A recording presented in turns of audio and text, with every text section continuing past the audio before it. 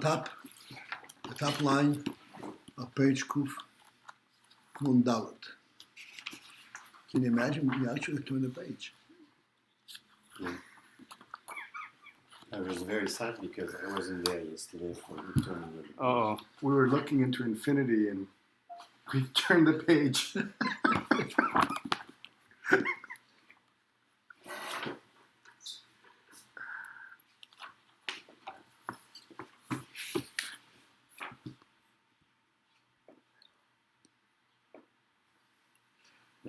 That could mean there's more than one infinity.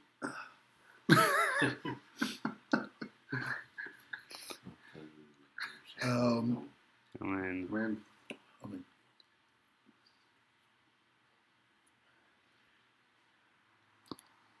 We are currently trying to explain the principle of the lower level of makif. And not the principle of makif itself, but how it affects the world. How is this lower makif affecting the world? The lower makif is a makif that recognizes the content of the world.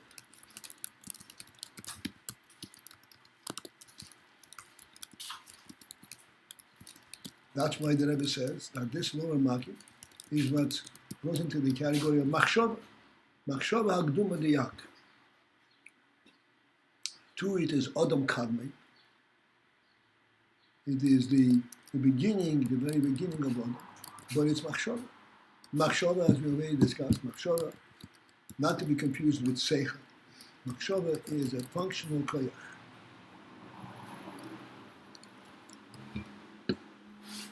That is awakened, touched by identifying objects, entities, and details. Like you pointed out, if you look out into the horizon, into a pure sky, there's nothing to think about. Machshava is not aroused in that situation. Which is higher than machshava.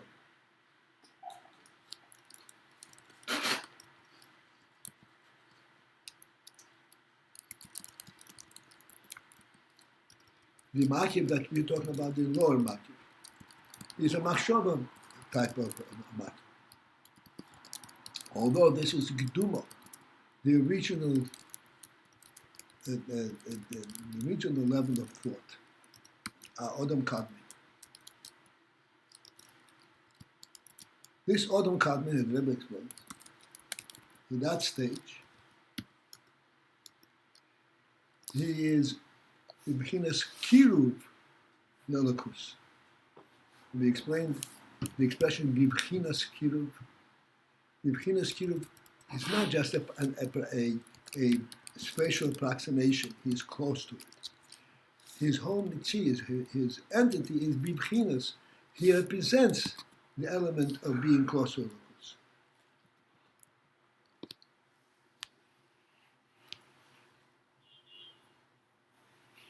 And because that he represents the element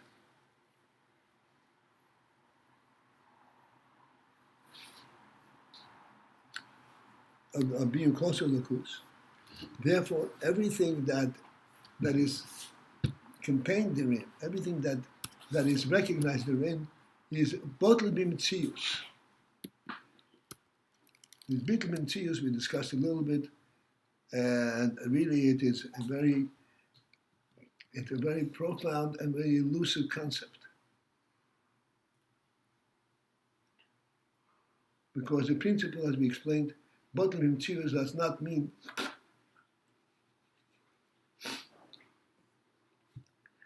that there is no experience, there's no acceptance, no receiving anything. On the contrary, and that's why the Rebbe ends right away, b'chinas mitzias, b'chinas esaudus. His bottle of mitzias, as a result of the fact that his bottle of mitzias is misaudus mamash b'eres sobor. It's a total unification with Eres Sof.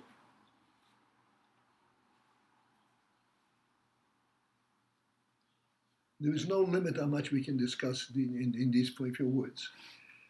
So every time we mentioned, we have to kind of open up another notch. And the principle in this is, to be B'Yisardus or Ein Sof, you have to be bottom Metzius.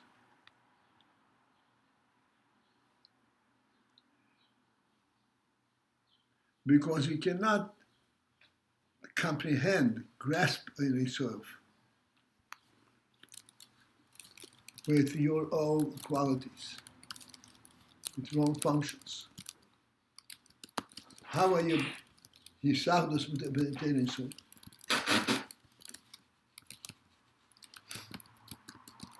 You'll be Yisardus Ein Sof if you allow yourself to be embraced by Ein Sof. This is how you become Yisardus Ein Sof.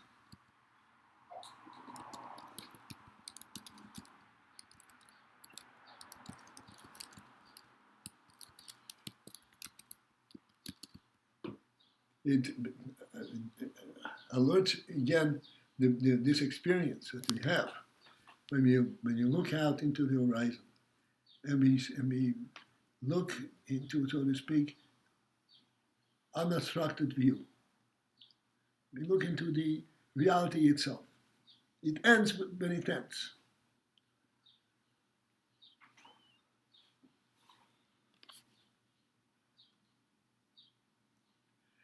There is no way for us to define what we see. If we experience, so to speak, this sight, it is only if we recognize that this is the reality in which we as ourselves are present.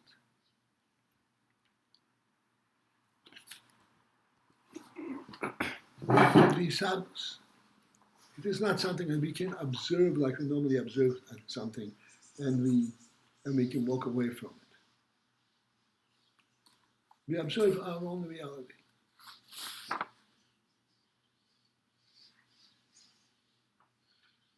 And this is what we said several times recently, that because of this observation, because that we recognize that we are we are in this great reality, that we see no end to it, because that is the reality itself.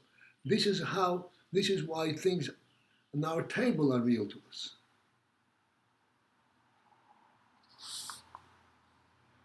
This beauty Metzius in Yisardus Mamash. This Betel B'Metzius is applying to both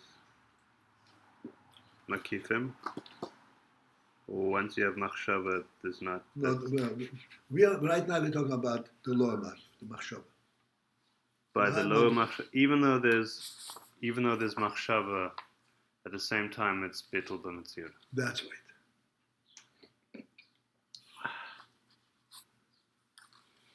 Okay, that creates a problem in understanding. And this is what we pointed out.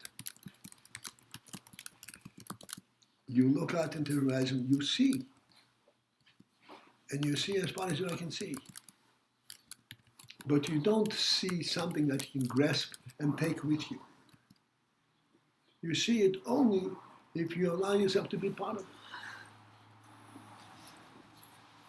I thought we had the infinity of the sky as the makif that was prior to, it was higher than the lower makif which had thought. No, not there is that also, but not in observation. When it becomes observed,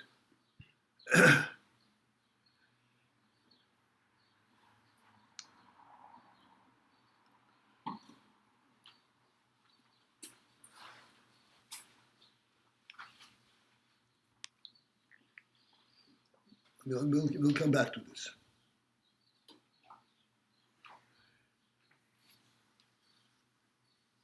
The essence, the source of it is what's called machshava hakduma de'at, pristine thought, a thought that is not built up by experience.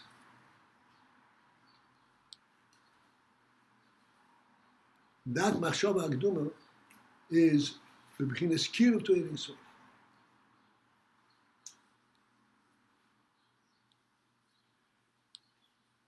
Just as we demonstrate in our own experience,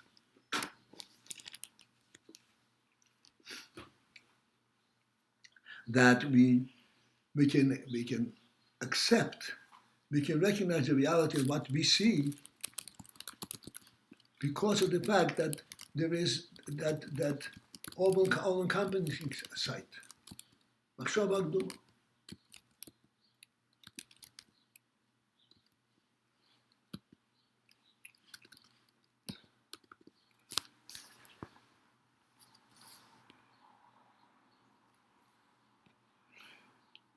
So this bitul, first of all, the term bitul means there is an entity, but the entity is bottle. Because if you see and you think there is a content, but you recognize that this content is totally bottled within the reality. What gives it a presence is this reality that encompasses it.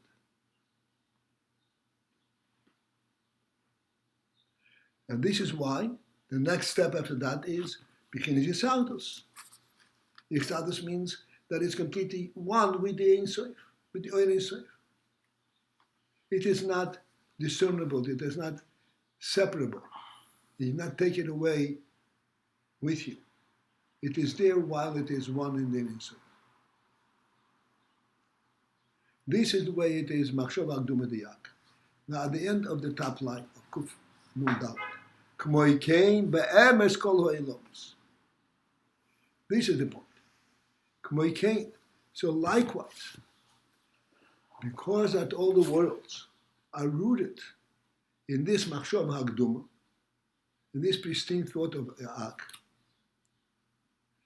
therefore, be'emes, in truth, kol ha'elomus, all the worlds, the yoisam, because of the fact that they are betoich tzir koima de'ak, they are within this tzir koima, within this total structure of Adam Kadmon, hasebu u'makir reisom, that surrounds and embraces them. Therefore, harehe b'teina be'atzem. Therefore, they are bottled in etzem mahusam. Etzem mahusam means in their very reality. They don't have their own presence. Or mitziyusam, and they are presently in inside body.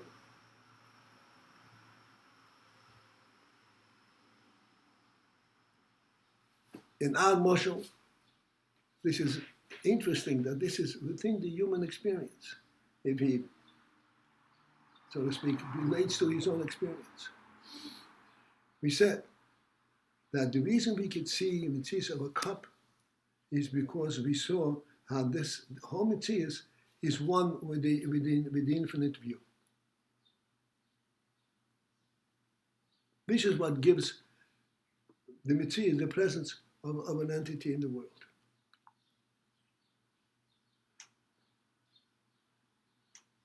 It becomes real because it's part of the bigger reality.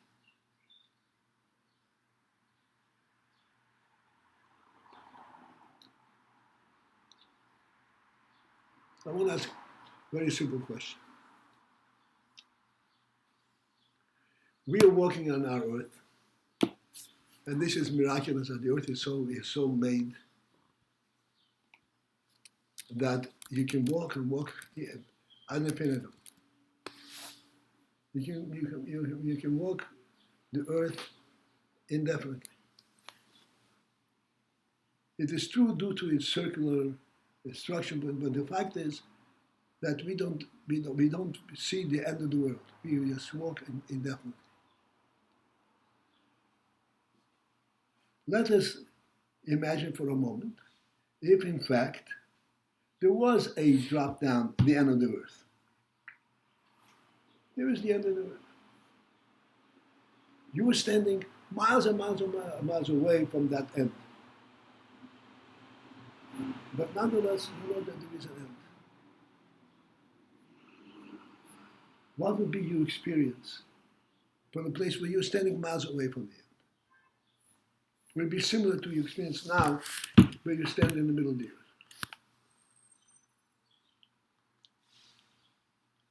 Very different. Very different. Okay, can you identify the difference? You know that every step you take is you're approaching the end. You don't take any step. You step in Yeah, stay in okay, place. I stay here and that's there and that's it. There's not it gives no sense of possibility. No. Okay. It's missing the infinity when you know that there's an end. Say again. Reduces the It's infinity. missing the infinity You're when missing you the know infinity. What is this infinity that you're missing?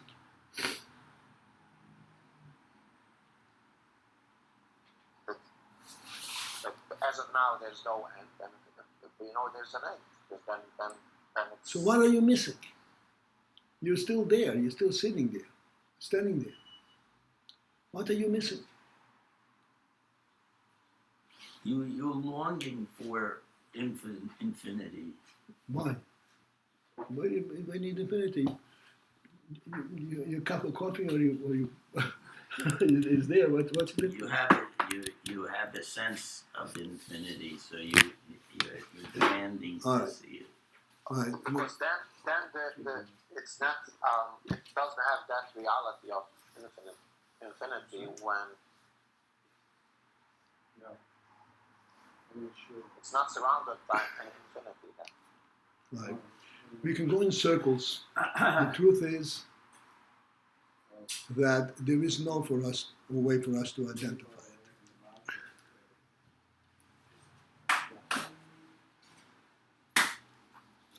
What the difference would be is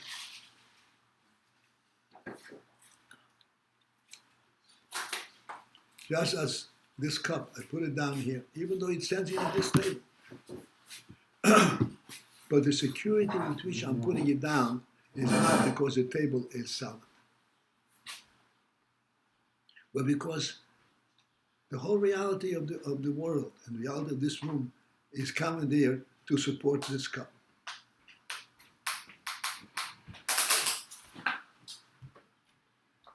When we are standing on earth, we're not standing on this part. We're standing on the entire earth.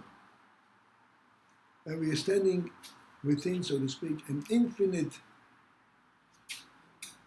embrace of the reality of the earth, which is so designed and prepared for us to experience and to walk around and to live in. This preparation that it was prepared for us to live in, it means that this is there in the manner that you, with your own experience, will never reach the end.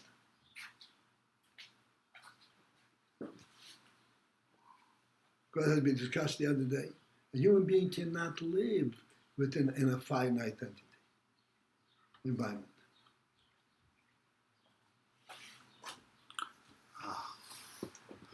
Because he has seichel, he has chokhmah, he cannot live in infinite. And in fact, he does not. He has a completely a complete embrace in the world itself. And if there were such a drop off in the world, he would feel uncomfortable wherever he is. He would feel precarious. Precarious means unsure of himself.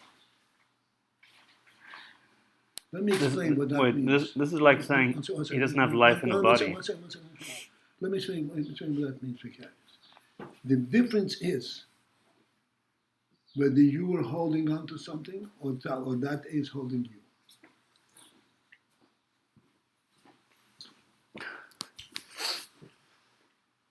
You can hold on quite securely on the staircase. But it's not that it's holding you, because if you let go, you'd fall. There's a so to speak, a definition to your standing there. Whereas when you're standing on the ground, there is no definition to it. It is holding you. Wherever you go, it's going to go with you.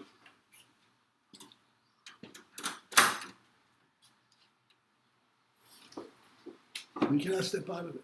This is the pshat. This is the difference. Right. It does seem like we're going beyond life and body, though. I mean, man is a life in a body, but here it's like forget that Good problem. morning, sir. Yes. Yes, what? Yes, we're going on our life, but the sense of life is beyond life and body. Right, but fine. But all that being said,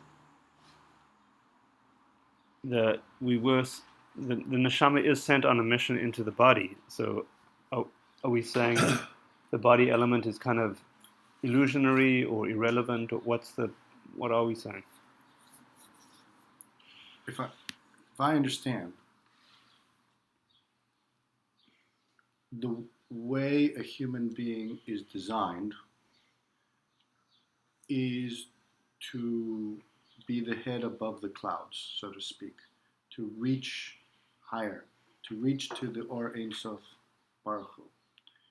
And if we take away that sentiment by creating a limited world, right, it contradicts our design, so to speak. It doesn't allow us to live within our design. If our design is that, the world has to be structured in such a way to allow us to continue reaching to the Or Ein Sof Baruch Hu. Because as what you said, if the world has a limit, if it's like a table and it ends here, right? It's analogous in the sense that our entire being feels caged. We're not able to see or live within the Or Ein Sof. Yeah, okay. Is that? Yeah. What we have to, this is true, but it's not what's called correct. Okay. The hit things on the nose is, no, the human being, the spirit of the human being, the neshama of the human being, does not subscribe to those limits. Cannot relate to them. And it can never be captured by it. You ask what the limit of the world is fictitious.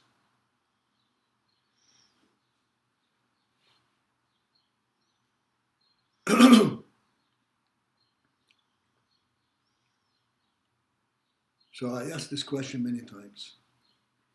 Quite a while ago, so maybe you forgot. If I'm holding this up in this cup in the middle of the year, Right. it's obvious that if I let go, the cup is going to fall. But while I'm holding it, it's there. Is this a fake or is this real? It's real. It's real. So means how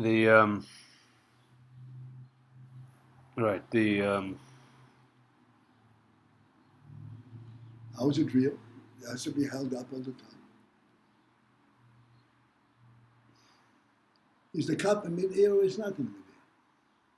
Currently it's in midair because of the force that you have given it. Okay, so is it real? Is that that's what me asking the question. Is this all fictitious or is it real? You're repeating it the same words. You're repeating the same words. I'm asking the question. The What do you question mean hasn't by been. real? We said it's real. So I'm asking how come? How can you say it's real?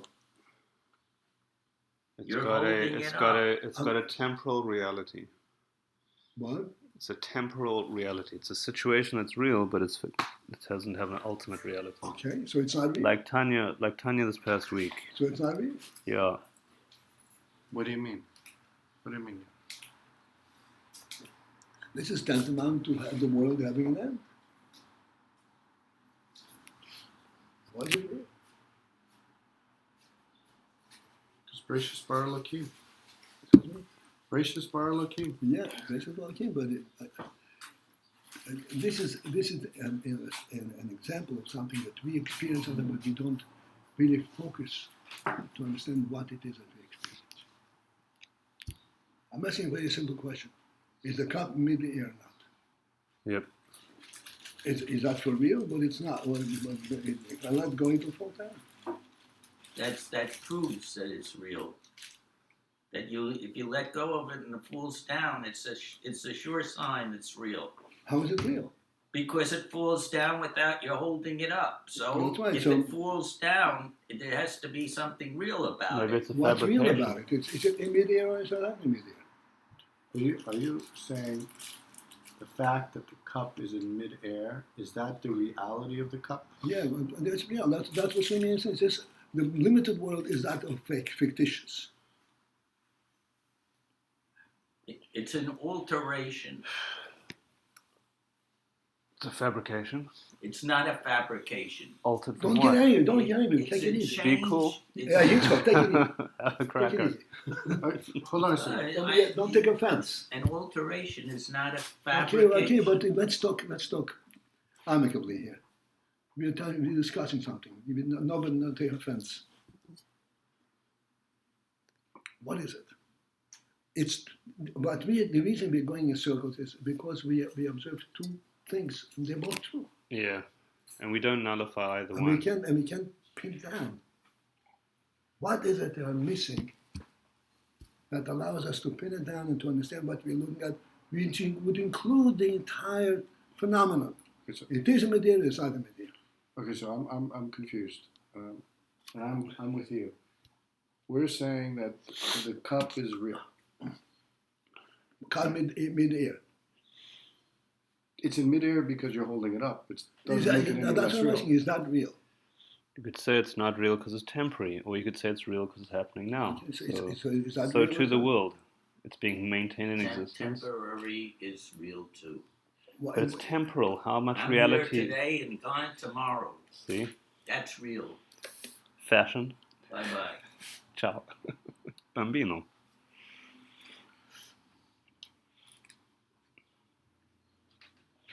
Something without permanence is not true. There is something here that this is a very good discussion because when we come to realize what we're talking about, we will see there's a different dimension to this.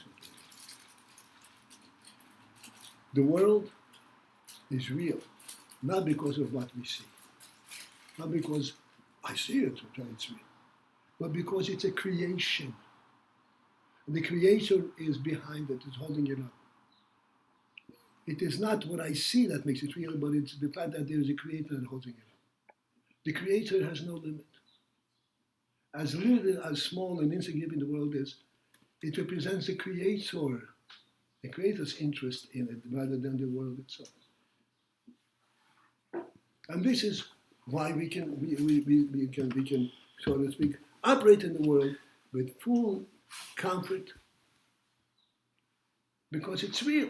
Meaning, But it's, he gives it a permanence. that's right, he gives it a permanence. Because his belief is big war. Why do we assume the permanence? If there's a moment he began it, why couldn't there be a moment he ends it? We're not even talking in terms of permanence. He is not measured by time. So the fact that he's doing it and making it, that gives it a reality. It's completely reality. It's beyond the measure of time. It's not a worldly phenomenon. Right. And this is why we brought down this example of the human being holding up.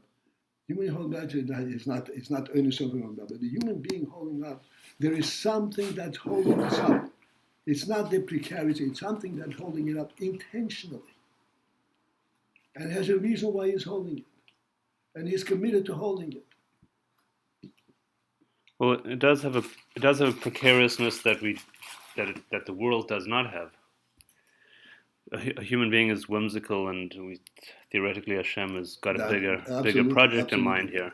No question about it. Relative to a dog holding the cup, lahab. Right, or a small child. Right. No, don't compare Rainbow with a child. Relax. Yeah. A human being is responsible. He's holding it intentionally. The dog is holding it, he doesn't know what he's doing. There is not Okay. the imbuing of the intent in it, and therefore it's not real. Oh. This is what the world represents. This is why we say the world has a bitum tising Saudis Bayin Soif. This is a moshe of the senior. Because Ak encompasses all the worlds, which means encompasses not by default, intentionally. It's Adam kadmon, like you'll have by human being. The human being, all his operations, his whole home and all his things are intentionally there. They're identified, defined by his values. So intention creates reality? What? Intention or lack of intention creates reality? Intent is what creates reality. Because the intent is a super presence. It's a spiritual presence. It's not dependent on the goof or on anything finite. It's an neshama presence. But there's also the temporal aspect. So there are two parts to this. That's right. And the neshama is mislavish in the temporal. And this is what makes this temporal act as real. Because the neshama is mislavish in the goof. The goof is not really alive, but it's alive because the neshama is in it. And the action of the goof is very, very significant because it's neshama acting to the goof. It's very, very significant because it's an issue.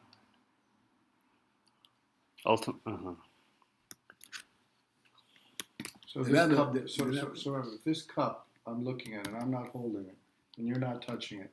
Then we question its very reality. You put it down. So therefore, it is real because there was intent. That's right. Friedrich Rebbe, he lived in a very, very difficult time. Everybody knows. He went to the Soviets and to the Nazis, and he traveled the whole world. And he was actually escorted across the border by a Nazi officer. Did you know that? Yeah. Really? Yeah. The Rebbe was sitting there nonchalantly, and the Rebbe was never afraid of anything. He was sitting in this wagon. For some reason, this Nazi officer, he was commanded to take him across. And the Rebbe was sitting there, and he was asking, why are you doing this? He didn't sit there. Why are you doing this? This was a man who was not limited by the environment at all. He came to America, he was crippled, he was on a wheelchair. And he said, I came here to change America, to change America.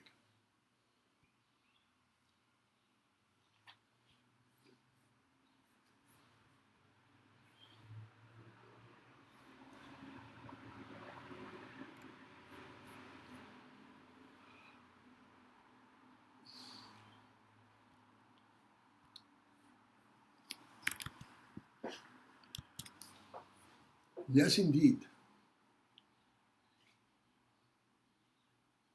It is the spirit behind the act that we are observing.